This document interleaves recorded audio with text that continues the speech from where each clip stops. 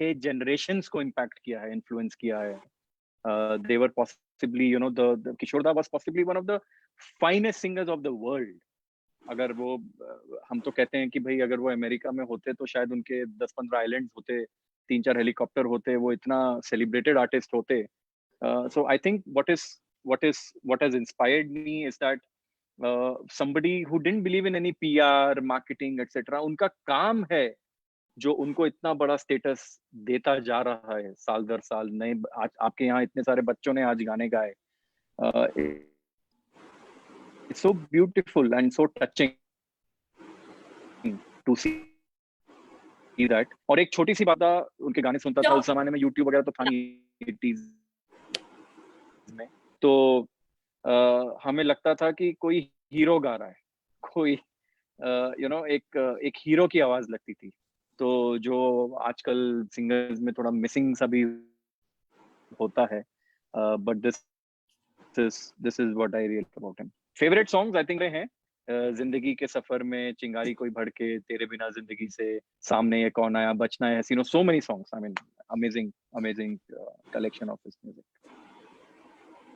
So can I request Deepak 2 line आप गाएंगे क्या गौरव जी का फेवरेट गाना? जरूर मैं कोशिश करूंगा पूरा. जी गौरव जी, आप कौन सा गाना सुनना चाहेंगे? ओ माय सॉरी, नेटवर्क नहीं आया, सुना नहीं पड़ा मुझे.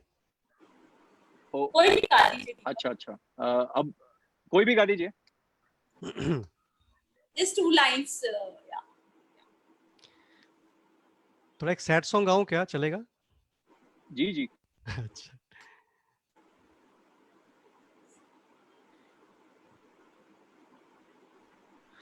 जिंदगी का सफर है ये कैसा सफर, कोई समझा नहीं, कोई जाना नहीं, है ये कैसी डगर, चलते हैं सब मगर, कोई समझा नहीं, कोई जाना नहीं.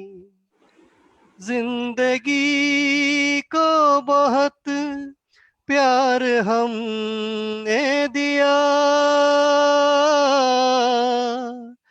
मौत से भी मोहब्बत निभाएंगे हम, रोते रोते जमाने में आए मगर, हंसते हंसते जमाने से जाएंगे हम,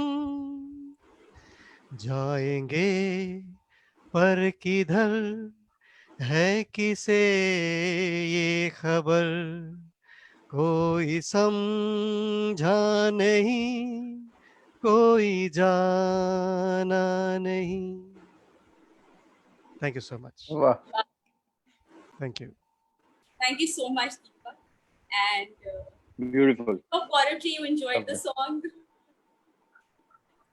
So I would like to welcome Ramanand ji. Yeah, sure. आप कुछ बोल रहे हैं गौरव जी? नहीं, I was just saying lovely singing. So I would like to welcome Ramanand ji and I would like to introduce and read his profile, mega profile. So Ramanand, Anila introduce क्या? अच्छा ये Ramanand ji is saying speaks passionately about music, cinema, literature, entrepreneurship, excellence, innovation, communication, and emotional intelligence in our daily lives, and especially about how to manage change, which today are only too relevant. So, he is a Rex Karmavir Chakra awardee, a UN-driven international award for bringing about positivity, and a national award-winning filmmaker, author, and speaker. Known for making award-winning feature films and feature documentaries on subjects like R.D. Burman, Jagjit Singh, human trafficking, and child labor. most of his prominent films enjoy an incredibly high IMDb rating, and his films have been featured at various international platforms. So we are very happy and we are very honored to welcome Ramananji to our show, and especially a big gratitude for always encouraging Music Veranda. Thank you, sir.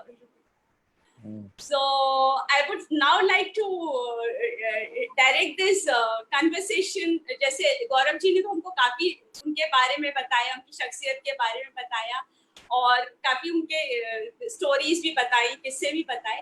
I would like to understand from you the like जो insights और inspirations हमको किशोर कुमार जी से मिल सकती है आने वाली generation के लिए, या हमारी अपनी निजी जिंदगी में इसको हम कैसे लागू कर सकते हैं. So over to you, sir. मुझे तो बस हैरानी होती है और ताजुब होता है. एक ऐसा आदमी जो कोई फॉर्मल ट्रेनिंग नहीं है बट गाने का शौकीन है, wanted to come to Bombay just to meet his icon, which was Kundanlal Sehgal. You know, his idea was not to act in film. Ashok Kumar tried to push him in, and he tried his best to get out of it. And there are hundreds of stories about what all he did to get out of it. मतलब it's remarkable कि कोई लोग बॉलीवुड में आना चाहते हैं, Indian film industry में. ये बंदा था जिसको चांस मिलते जाता था, and he was so good, he was excellent, he was being lapped up. And so ना करते करते he did 100+ films, I think. Around the time he always wanted to sing, and I was shocked to hear one story that Asha Bhosle narrated recently. I don't know if Gaurav mentioned that story. Gaurav? No, I didn't. I didn't. Okay. I didn't mention. So it was remarkable that. So Asha Bhosle tells it very interestingly कि खेमचंद प्रकाश का sound recordist robin Chatterjee या कुछ हुआ करते थे. तो उसमें में ये 40s में जो है रिकॉर्डिंग स्टूडियोज नहीं हुआ करता था, तो फिल्म स्टूडियो में ही वो जहाँ पे लोकेशन शूट होता था वहीं पे टपरा उपरा में कुछ ऑर्गेनाइज करके करते थे. तो ये लोग तो करीब 11 बजे के आसपास में ये लोग कोई सॉन्ग रिकॉर्ड कर रहे हैं. Asha Bhosle with one young man which was Kishore Kumar. वो बहुत अच्छे से बोलती है और मैं भी इसको बहुत अच्छे से बोलता हूँ, but today is Kishore Kumar day तो बोलना पड़ेगा Kishore Kumar. So, but she says that कि मैं और एक नया लड़का जो रिकॉर्ड करने का चांस मिला था, एंड मुखड़ा गाया और रॉबिन ने रोक दिया. रॉबिन ने उनको बाहर बुलाया और उनके सामने खेमचंद प्रकाश को बताया कि खेमचंद जी, ये कोई ढंग का प्लेबैक सिंगर को लाओ ना, कोई ये लोग इन लोगों से नहीं होने वाला है, ये अगले दिन करते हैं, कोई ढंग का एक सिंगर लाओ. And Asha ji says that I saw कि मुझे भी बहुत बुरा लग रहा था क्योंकि हमें गाना से निकाला जा रहा था और ये नए लड़के को भी निकाला जा रहा था, और हमारे पास उस समय में गाड़ी वाड़ी कुछ नहीं होता था. तो हम लोग किसी तरह से टैक्सी वैक्सी लेकर के 12 बजे रात को पहुंचे स्टेशन से ये लोग घर जाते थे. और उस समय में 12 बजे में गाड़ी बंद हो जाया करता था ट्रेन, और 3 बजे से फिर शुरू होता था. तो शी सेड कि हम जब तक में पहुंचे तो लास्ट गाड़ी निकल गई थी, तो वो 3 घंटा हमने स्टेशन पे गुजारा, प्लेटफॉर्म पे. और वो 3 घंटे में डेढ़ घंटा, मतलब 1-1.5 करीब बज गया था. एंड शी सेड दैट ये लड़के का चेहरा एकदम उतरा हुआ था, और मैंने उसको यही कहा कि तुमने गाया तो अच्छा, वो उन लोगों को समझ में नहीं आया, but don't bother about it. तो Kishore Kumar he suddenly picked up and he said कि अच्छा, आप कहती हैं कि अच्छा गाया, तो फिर तो मैं इसको मजा चखाऊंगा. एंड यू नो, सो ये कहानी जब भी हम कहते हैं और एट द एंड हम जब बोलते हैं कि वो लड़का था Kishore Kumar, you know, that young man was Kishore Kumar, so you can imagine what humiliation one has gone through, someone like him. And he had only that, his purpose was to sing. हालांकि अशोक कुमार उनको उतना seriously नहीं ले रहे थे in terms of singing, because Ashok Kumar was a star, so he wanted his brother to be a star, and he was doing very well as a star. In no time he was getting films left, right and center. तो एक ऐसा आदमी जिसकी ललक थी कि KL Sehgal को मैं एक बार मिल लूं, मेरे मेरे भाई बहुत बड़े स्टार हैं, बॉम्बे जाता हूं. He didn't want even to leave Khandwa. He was so much in love with. So he comes, it takes him 20 years to actually hit big time singing. Matlab late 40s से late 60s. No Yes. joke. Someone with the talent of Kishore Kumar takes, and then when he hits that jackpot, there's no stopping him. Matlab, I don't think late 60s, 70s, 80s and 80s, till the time that he passed away, I don't think there was any stopping after that. So एक ऐसा singer जो कोई training व्रेनिंग नहीं है, KL Sehgal को अपना idol मानते थे, एक दो वेस्टर्न सिंगर्स थे जिनको अपना आइडल मानते थे, एक पाकिस्तानी सिंगर थे जो उनका बहुत फेवरेट था. And in fact I heard that fellow, what is his name, Ahmad something. So I heard his songs, who Kishore Kumar used to like, and there's a lot of similarity of his songs.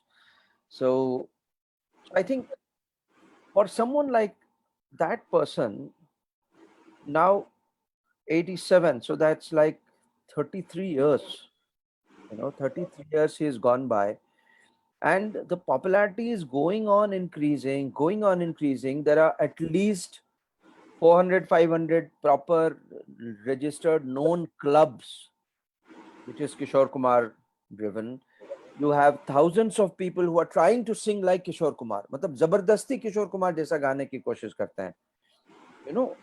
अब ऐसा नहीं है कि किशोर कुमार से inspire होकर किशोर अपने तरफ से गाते हैं, वो किशोर कुमार को इमिटेट करके गाना चाहते हैं. And 95% of them fall very bad, And then we have millions who love his songs. There's no, just exactly like R.D. Burman, कोई भी FM station आप switch करो तो कहीं ना कहीं you will find Kishore Kumar singing still. Remixes, all those things, college crowd, ये सब. तो what magic? That magic is something that we are trying to understand. It is not voice, it is not just style, it is not just yodeling. It's a combination of everything and that extra something. And then वो जो उनके चार शादियां, उनके eccentricity के कुछ realities, कुछ myths, ये सब, all those I think went on adding to his persona. And then that golden voice rendition, he could sing anything without any training. And I think that is something that is not possible for ordinary singers. And ये जो एक mystical person एक बन के रह जाता है, again like Panchamda, 58 years he passed away. मतलब can you imagine 58 साल में कोई इतना कुछ करके चला जाता है कि generations उसके ऊपर चल रही है. What I feel sad is that we still don't have a foundation, we still don't have a school, we still don't have something proper around Kishore Kumar to continue that legacy. And I think that is the role of every single KK fan. I think like this has to happen. Yes. Wonderful. Great insight. And Brahmaji, आप सबकी stories, and you research life of so many people. We want to know something on your journey. आपका ये music से connection है और My journey आज के दिन के लिए मैं बहुत ही छोटा रखूंगा. वैसे काफी इंटरेस्टिंग और अच्छा जर्नी रहा है, but आज के लिए I'd want to quickly crisply tell you and then move on to again talk on Kishore Kumar. But my journey is vis-a-vis with Kishore Kumar, I think, in terms of conceptual way, was again 70s when I would hear Radio Ceylon. So these names would be very common: Rajesh Khanna, R.D. Burman, Kishore Kumar, Amin Sayani. All these names would just intermixed with each other. And I became a Kishore Kumar fan from that age, in the sense that I would like his songs. I would like his songs. I would like but I would like the soulfulness of it, rather than I like the Deepak just now said, can I sing a sad song? At the age of 11, 12, I used to sing Mera Jeevan Kora Kagaz, So like very strange कि मतलब उस उतना दुखी गाना, मगर वो ये इनके दुखी गाने भी गाओ तो आप खुश हो जाओगे. इनमें वो जादू है. You sing his sad song and you feel good. There is something beautiful about it. There's something soulful about it. And I think that I would love his fun songs. And this is one amazing quality that, again, someone like Kishore Kumar had, that he could sing the craziest of Bum Chiki song, and the most soulful and the most sad and the most complicated of songs. So my journey was to understand Kishore Kumar, enjoy Kishore Kumar. I never thought that I'll come to Bombay and maybe have an opportunity to make films on some of these people. But I had some connection with music and I loved it. What I always loved is, because I had a little bit of a classical connect also, so I always sense that a lot of his movements, and that goes by way of composers also, would be very classical movements simplified to simple tunes for lay people. But उसके चलन के पीछे एक classical सोच था. But he could do it. He could, ये दुनिया वाले पूछेंगे मुलाकात हुई क्या बात हुई, ये बात किसी से ना कहना, ये दुनिया वाले पूछे. अब now या ये जो मोहब्बत है ये उनका है कहाँ, अरे महबूब का जो बस लेते हुए नाम, मर जाए मिट जाए हो जाए बदनाम. अब ये फिल्म सॉन्ग हुआ. अब इसी को कोई क्लासिकल म्यूजिशियन गाता है, रशीद खान गाएंगे, भीमसेन जोशी गाते तो बदनाम रहने दो छोड़ो. नाउ दिस इज अ गमक का तान पूरा, ओके, बट उसको सिंपल करके आम जनता गा सकती है. बदनाम रहने दो छोड़ो, भिजाने दो यार, हम ना करेंगे प्यार, रहने दो छोड़ो, भिजाने दो यार, हम ना करेंगे प्यार, करेंगे प्यार. Now these are all simple movements, मुर्कीज, खटकाज, जो एक दिल से निकलता है. उसमें आधा हाथ कंपोजर का रहता था, but आधा there would be any number of occasion, even when songs by R.D. Burman, when you would embellish it and take it to a different level. So I think just like एक film में performance adds so much to the script, I think a composition में the delivery, the rendition adds so much. So that's been my short journey with Kishore Kumar, and my personal journey has been with music, then with films and all. But today I'd love to talk about Kishore Kumar, whatever we can, since we have short time. Yes, over to you. Beautiful. आपका गाना सुन के बहुत आनंद आया, बहुत beautiful.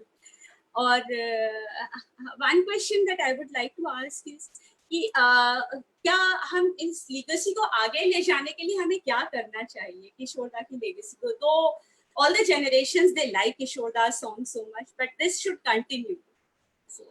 So like करना एक चीज है और उसको seriously आगे बढ़ाना एक अलग चीज है. And I think that needs seriousness with everyone. So there needs to be somebody who needs to take that step forward, create some kind of a foundation. Ideally, it should have or could have been done by people like Amit Kumar and Sumit Kumar and people like that. They are the most deserving people, being family, to start a foundation. वो foundation में तरह की चीजें होनी चाहिए.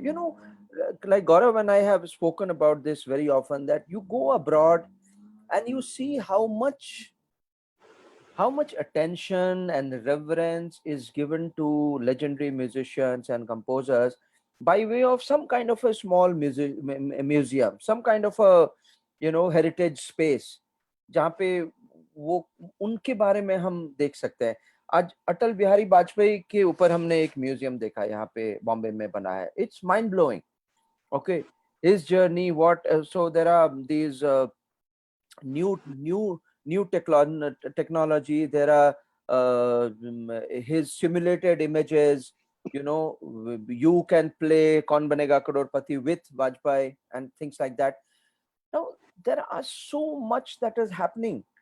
Technology आज मतलब एक अलग ही लेवल पे आ गया है जहाँ पे so much fun can happen in terms of, and fans की कमी नहीं है.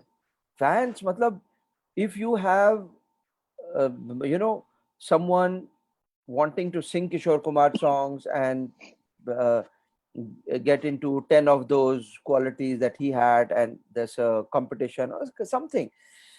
So I think legacy बनाने के लिए एक group of people को आना चाहिए forward to create that kind of a foundation. There should be books, there should be films, there should be competitions, there should be lots of things that can be brainstormed and designed. I think there should be at least 20 things that should be going in the name of Kishore Kumar, and there should be someone driving it without any greed for money and without any greed for name and fame. It should be done for Kishore Kumar and not for कि देखो मैंने किया है. So this is how for me legacy रहता है, and नहीं तो धीरे धीरे लोग भूलेंगे. It's surprising that people are not letting go of Kishore Kumar from their mind, and that spells very well. But this will not survive for 100 years, 150 years अगर कुछ हम करते नहीं है तो. So हमारी responsibility है, हमारे generation की responsibility है कि कुछ हम करें. I think.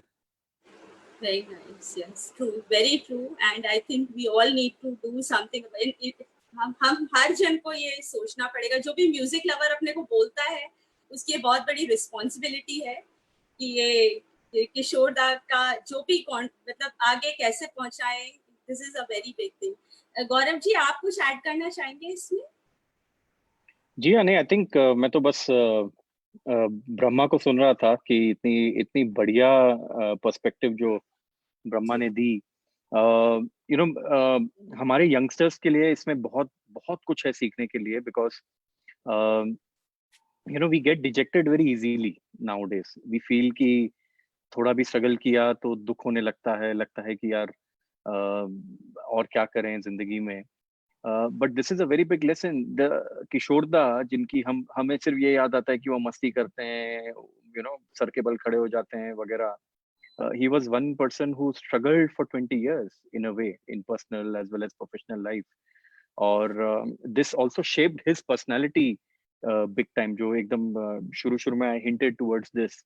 जैसा कि ब्रह्मा ने कहा कि यू नो अशोक कुमार ने उन्हें पुश किया कि आप एक्टिंग में जाइए, और उनकी सिंगिंग को सीरियसली नहीं लिया. उनका पूरा मन सिंगर बनने का ही था. और even as a reluctant actor, he was the busiest actor in mid 1950s. Yeah. Which is you know, as I was telling you people, ki 8 silver jubilee hits, 3 golden jubilee hits in 3 years, which is a great achievement as an actor of Kishore Kumar. But you know, शुरू के दिनों में इनकी जो खेमचंद प्रकाश की कहानी ब्रह्मा ने बताई, आशा जी ने बताई, you know, इनके साथ ऐसी चीजें हुई हैं कि ये अशोक कुमार के साथ गए हैं स्टूडियोज में और इन पे हंसा गया है. अशोक कुमार को बोला गया कि ये यार बहुत काला है, पतला है, अच्छा नहीं दिखता. और आप बिलीव नहीं करोगे, वही अशोक कुमार जिनके साथ जब ये पार्टी में होते थे तो लोग आके मिलते थे, फिर जब ये स्टूडियो से अपने घर जाते थे, बस स्टॉप पे खड़े होते थे किशोर कुमार, और वो देखते थे सामने से प्रोड्यूसर्स, एक्टर्स, फिल्म इंडस्ट्री के लोग फैंसी कार्स, महंगी गाड़ियों में इनके सामने से निकल जाते थे, और इनको देख के भी इग्नोर करते थे कि यार ये तो अशोक कुमार का भाई है. मतलब वो सोचते थे कि ये अशोक कुमार के नाम पे हमसे कुछ मांग लेगा वगैरह, यू नो. और किशोर दा ने ये बात इतना उनको हर्ट किया कि जिंदगी में उन्होंने इतनी गाड़ियां खरीदी, इतनी गाड़ियां बेची, इतनी गाड़ियां उन्होंने, मतलब आप लोग विश्वास नहीं करोगे कि Kishore Kumar and Shammi Kapoor used to exchange cars. every week. अरे तूने कौन सी गाड़ी ली? अच्छा ये वाली मर्सिडीज है, मेरे पास ये वाला आया है, तू चल आके देख। तो इस तरह से उनका एक पैशन बना। ये छोटी छोटी चीजें हैं जो, और उन्होंने जब देखा कि वही लोग जो उनको इग्नोर करते हैं, आज वो आके उनसे मिल रहे हैं क्योंकि आज इनका नाम हो गया, तो इन्होंने फिल्मी पार्टीज में जाना, नेटवर्किंग करना छोड़ा। जिस वजह से लोगों ने इन्हें एक्सेंट्रिक कहा, अलूफ बोला, क्या क्या नहीं कहा इनको, बट इन्होंने कभी भी किसी को अपना मिसयूज करने नहीं दिया। वो एक बहुत बहुत स्ट्रॉन्ग पर्सनालिटी के मालिक थे। And as Brahma said, I think legacy is mind blowing. I mean I can't even tell you. मेरे ख्याल से तो एक ऐसा रिसोर्ट अगर मान लो बनाया जाए, किशोर कुमार रिसोर्ट, ओके, जहाँ पे आप आओ, किशोर कुमार के गाने होंगे, किशोर कुमार ने जो 50 पागलपन किया वो आप पागलपन करो वहाँ पे। You know, like he has, yeah, like he also perpetuated that eccentric idea about himself. And I have a feeling, this is my personal reading, that he was constantly having fun. That's it. This one incident jahan pe he was getting into his car and GPCP was passing by, so he wanted to stop and say hello to him. So he looked at him and he didn't react. He sped off. So now GPCP started chasing him. तो ये chase करते करते ये mud island पहुंच गए। Okay, ये mud island पहुंच गए, वहां पे he got down. GPCP tried to have a conversation with him and he did not react at all. He did not respond.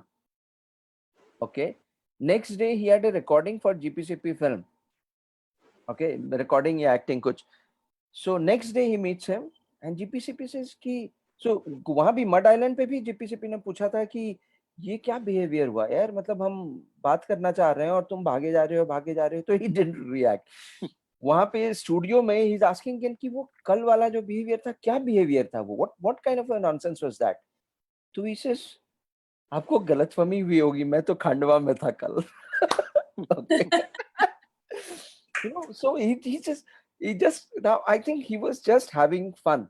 वो एक कोई जर्नलिस्ट जो आया था जिसको उन्होंने बोल दिया कि हाँ मेरे दोस्त हैं, ये पेड़, ये जगन्नाथ, ये शरद नाथ, ये फलाना नाथ, चिलाना नाथ है। I think he was just constantly having fun. There was some business guy, some salesman who had come to meet him in a three-piece suit in like 35-40 degrees Celsius heat, peak of heat. He was an interior designer. He was an interior designer. Very snobbish French कुछ ये background था। हाँ, ये बताया था अभी incident कि नहीं बताया था? हाँ, नहीं मैंने बताया नहीं। ये नहीं बताया। तो बता दे। हाँ बता दे। नहीं तो ये प्रीतिश नंदी को इन्होंने, तो जैसा कि हम लोग बात कर रहे थे कि किशोर दा वाज वेरी क्लियर कि कौन उनकी टेरिटरी में आ सकता है और कौन नहीं आ सकता है, क्योंकि कौन आदमी को परख लेते थे एकदम टॉप टू बॉटम की जेन्युइन है कि नहीं है। तो there was this guy, interior designer था, वो बड़ा फैंसी से आइडियाज दे रहा था, आपके बंगलों में ये करेंगे वो करेंगे। तो उन्होंने किशोर कुमार से पूछा, I think was a French guy और somebody who was very stylish, he was trying to upsell and वगैरह। तो किशोर दा से पूछा आपको किस तरह से घर चाहिए, मेरे ये आइडियाज हैं। तो किशोर दा बहुत देर तक सुनते रहे। उन्होंने कहा यार ये बंदा तो मेरे को नहीं जमने वाला, बड़ा आर्टिफिशियल सा है, मेरा घर खराब कर देगा।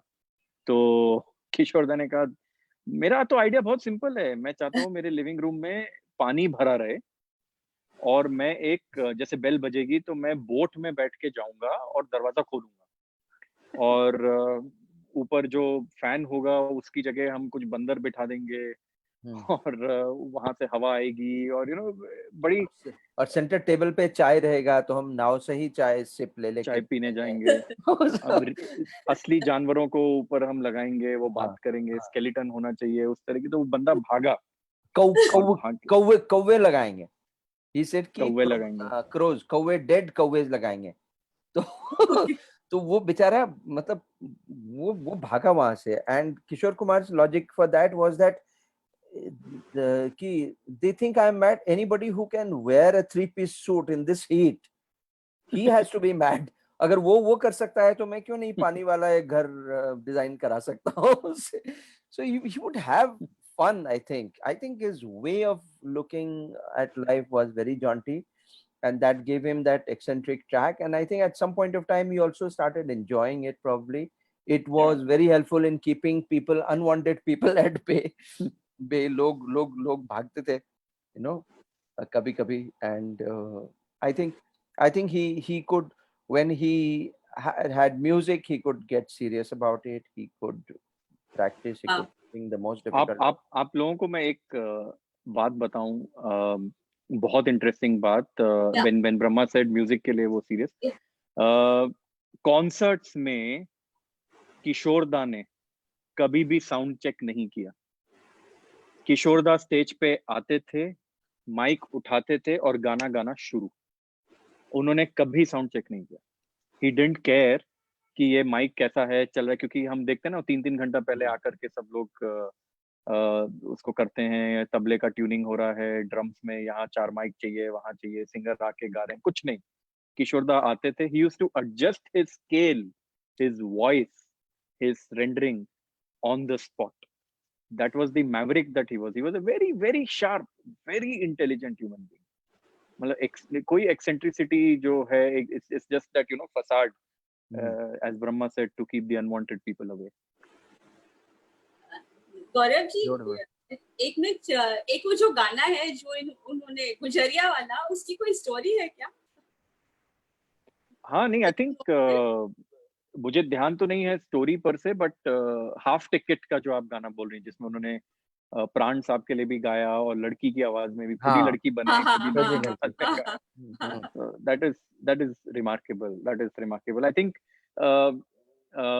उस मूवी के सारे ही गाने मेरे ख्याल से जिस तरह से सलील चौधरी ने कंपोज किए थे, and mind you, I mean Salil Chowdhury को एस.डी. बर्मन, आर.डी. बर्मन भी बहुत मानते थे. मतलब ये बहुत बड़े म्यूजिक डायरेक्टर्स हैं जिनकी अंदर की भी मस्ती निकली है किशोर दा के साथ. ये ऐसे लोग हैं जो, you know, they were very senior people, और किशोर दा के साथ इन्होंने भी बहुत, ही had a very special relationship, for example with Kalyan ji, Anand ji. उनके साथ इनका बहुत प्यार था, जिस तरह आर.डी. बर्मन के साथ था. तो कुछ रिश्ते हैं वो अंत तक निभाते चले गए, और अच्छे से अच्छे म्यूजिक डायरेक्टर्स भी उनके लिए, यू नो, लाइन लगाते थे कि किशोर हमारे लिए गाना गाओ. जो पहले बड़े स्केप्टिकल थे लोग, जैसे सलील दा भी शुरू में स्केप्टिकल थे, पर बाद में he became one of his best admirers. Yeah, he was skeptical because Salil Da didn't have much respect for someone who is not already a very trained singer, you know. Trained. So because he himself came from good music background and, you know, training, तो ये बहुत लोगों को रहता था. Naushad was the only exception. Naushad के लिए शायद उन्होंने एक भी गाना नहीं गाया कभी, बहुत कम, एक आधी. हाँ, मगर एक बहुत अच्छा इंटरेस्टिंग इंसिडेंट है जो मैंने सुना है किसी से, so I could be wrong on that, but Naushad साहब ने जो कंपोज किया था, ढूंढो ढूंढो रे कान का बाला, चंदा का जैसे हाला रे, तो उसमें सो Naushad used to always consider Kishore a non-singer and Mohammad Rafi as the main only singer, trained singer, and so on. तो Kishore Kumar wouldn't like that. So, and Kishore Kumar knew ताल, मात्रा, even classical. So he told Naushad साहब एक दिन किसी gathering में कि उस गाने में आपका ताल छूटा हुआ है आपका. तो नौशाद साहब ने बोला नहीं, ऐसा तो नहीं है, कहाँ, कैसे? तो उन्होंने उनको बता दिया, वो ताल मात्रा लेकर के, और ढूंढो ढूंढो रे कान का बाला, तो छूट गया उसमें, सम पे आया नहीं. तो अब नौशाद साहब थोड़े डिस्टर्ब्ड हो गए कि ऐसा तो नहीं है. तो ही ट्राइड टू एक्सप्लेन, तो Kishore Kumar left it, he didn't let him explain, he just left and he said कि नौशाद साहब आप देखो, आप उसको 10 बार करके देखो, जिस दिन आपको सम मिल जाए ना, आप मुझे फोन करके बताना, उसमें सम छूटा हुआ है आपका. तो उसके बाद क्या हुआ ये सुना हुआ है, it could be wrong, so I am putting that disclaimer. He would call him in the middle of the night, 12 बजे, 1 बजे, नौशाद साहब को सिर्फ एक लाइन पूछते थे, नौशाद साहब सब मिला क्या? नौशाद साहब, with no offense to Naushad Sahab, he used to do that as well. हाँ, नौशाद साहब सब मिला क्या? Finally नौशाद साहब had to tell it to S.D. Burman कि सचिन, वो अपने तुम्हारे जो सिंगर हैं उसको थोड़ा समझाओ यार, ऐसे करके ना किया करे। नौशाद साहब तो एकदम पूरा मतलब सोच के हर लफ्ज रखते थे सामने। He was a very good writer himself, Naushad Yeah. साहब, and a brilliant composer. तो तो ये सब so there would be people who wouldn't recognize him earlier because of his lack of training, but then lack of training मतलब formal training हम बोल सकते हैं, बिकॉज लैक ऑफ ट्रेनिंग कुछ नहीं होता है। जो भी चार घंटे रियाज करता है, 6 घंटे रियाज, वो तो ट्रेनिंग तो कर रहा है वो। एंड कान से ज्यादा बड़ा गुरु कोई नहीं होता है। कानसेन, कान भी एक तरह का गुरु होता है। तो एंड अच्छे लोग गुरु के पास भी बहुत कुछ नहीं सीख पाते हैं, और जो नहीं जानते हैं एकलव्य बन के भी बहुत लोग सीख लेते हैं अगर मेहनत करते हैं तो yes. Great. So much to know.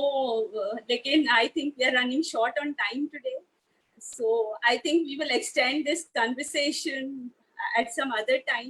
But the inspirations and insights that you have shared, that has to be carried ahead.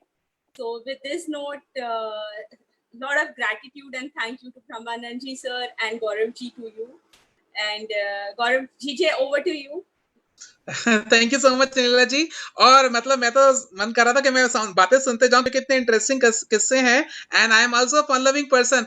एक उनका ना ऐसा कुछ किस्सा भी आया था किशोर दा का, वो जो गाना है जय जय शिव शंकर, तो वो गाने के लिए कुछ पैसे कम ज्यादा मिले थे या कुछ हुआ था, तो उसमें ना जब गाना वो अंत होता है एंड बोलते हैं अरे बजाओ बजाओ ईमानदारी का पैसा है, तो वो फन एलिमेंट को उसमें भी ले गए। जो बैकग्राउंड में जैसे रैप होता है ना आज की डेट में, लेकिन उसको वो इतने जबरदस्त तरीके से बोल रहे हैं कि बजाओ भाई बजाओ ईमानदारी का पैसा 10,000 रुपए, something like that happened. I heard this somewhere. हाँ वो सही है, सही है वो that line you can very easily hear once you put your attention to it. वो एग्जैक्ट अमाउंट मेंशन किया हुआ है उसमें। मतलब उन्होंने इतनी जबरदस्त इंटरेस्ट उसको चीज को भी कि मतलब कुछ तो वो हुआ था कि वो एक्सपेक्ट नहीं कर रहे थे या कम दे दिया, लेकिन उसको इतने खूबसूरत तरीके से और फनी तरीके से उन्होंने ढाला गाने के अंदर कि एवरीवन इज एंजॉयिंग इट, और वो कमेंट्री भी चल रही है और उसको गाने के साथ में ही वो कर दिया। Amazingly done. बट सही जगह पे डाला है जिससे गाना भी अफेक्टेड नहीं हुआ है। He would not spare anyone. हाँ वही कंप्लीटनेस। मैं अभी YouTube में वो चेक भी किया मैंने कि बजाओ भी बजाओ ईमानदारी का पैसा है, वो जय जय शिव शंकर पूरा गा रहे हैं और एंड में बड़ा जबरदस्त तरीके से। So thank you so much Brahmanand ji, Gaurav Sharma ji, इतना अच्छा लग रहा है और मेरे को ऐसा लगता है कि यार ये किससे अनएंडिंग है। Brahmanand sir has to sing a song for us. अरे मैंने तो गा दिया ना, 2 गाने गा दिए। हाँ अपना फेवरेट सॉन्ग बताइए। Yes sir one more. नहीं, बहुत फेवरेट गाने सब दिल मांगे मोर, एक गाना और हो जाए मेरा। यार कम से कम कोई भी आपकी पसंद का। कम से कम तो 20 गाने निकल जाएंगे, जो कहना बड़ा मुश्किल होगा कौन सा ज्यादा फेवरेट गाना है। One of the songs that Deepak sang is my favourite song, जिंदगी का सफर। कुछ तो लोग कहेंगे is one of my favourite songs. क्या दुखी मन सुना था क्या? हाँ दुखी मन मेरा नहीं, दुखी नहीं, मन कुछ सुखी मन वाला भी बताइए, सुखी वाला। हाई एनर्जी वाला। वो जो मेरे को फन एलिमेंट है ना उसमें, मतलब इतना जबरदस्त तरीके से करते हैं ना। हमारे यहाँ पर एक दिवाकर भाई हैं, वो उनका लड़के वाला जो गाना है ना, जो उसमें वो खुद ही लड़के की आवाज भी निकाल रहे हैं, लड़के की आवाज भी निकाल रहे हैं, तो वो इतने जबरदस्त तरीके से गाते हैं वो। कुछ तो लोग कहेंगे, सुना देता हूँ 2 लाइन। हाँ जी। कुछ तो लोग कहेंगे, लोगों का काम है कहना, छोड़ो बेकार की बातों में कहीं बीत न जाए रहना। कुछ तो लोग कहेंगे, लोगों का काम है कहना। वो बीत न जाए, बेकार की बातों में बीत न जाए रहना, वो बहुत डिफिकल्ट लाइन है। मतलब सिंपल लगता है मगर वो लाना बहुत लोग उसमें वो मिस हो जाता है। सही यहाँ पे। Good, thank you very much. I think it's always a delight. Gaurav ji भी 2 लाइन तो बनती है आज। हाँ जी गौरव जी। मुझसे मत गवाइए। मे वरांडा फ्लरिश, ये बढ़िया जा रहा है। मुझे याद है कि आई थिंक 4th या 5th day में आया था जब शुरू Yes. हुआ था तो, हाँ जी। and I had quite liked the concept, and I am happy to see that it's going from strength to strength. Great, lovely. Amazing energy, Yes. and thank you so much I'd like for to calling share us. a few achievements of Veranda, sir. We on 22nd July we completed 22nd July, 12th July. 14th July, 12 July. 12 July, yeah. 12 July. 12th July we completed 100 days of Veranda. Very good. Yeah, and we did not skip even a single session. क्या बात है. हमारा जो शाम का वाह. Session है, और उस दिन हमने 3-4 लाइव प्रोग्राम्स किए थे, तो पूरे दिन में around 10,000 people viewed those programs. वाह. So क्या बात है. Lovely. great goal, and thank you, all your wishes are coming through, your help. आप इतने अच्छे लोगों को recommend करते हैं, so it's going great. Thank you so much for everything. Thank you, and Thank you. thanks, and you have such lovely singers, I think, on the panel. Like, Yeah, we would request you, if you have some time, please stay tuned here. हमारी महफिल जो ये daily जमती है 9:30 से 10:30, और of course you can continue with your daily stuff. But अगर आपका कोई फेवरेट सॉन्ग है जो कि आप सुनना चाहते हैं, पुराना नया, किशोर दा का, किसी का भी, of course आज हम सेलिब्रेट कर रहे हैं किशोर दा का birthday, so we have a live music every evening at 9:30, same ID, ये जो Zoom ID है, और you can enjoy any, this thing. अगर मुझे मौका लगता है तो मैं आ जाऊंगा थोड़ी देर के लिए. Otherwise, today has been a long day for me also. Yeah. But Thank you so much. Thank you. बीच में आते हैं किसी दिन. Yes. Yeah, hearty gratitude from All the the Music Verandas team for all both of you, Brahmanand ji and Gaurav Sharma ji. Thank you Thank so you. much for gracing the occasion. All the best and enjoy. Thank you. Have fun. Thank Best of luck. Thank you. Thank all you the so best. much. Thank you. Okay, bye.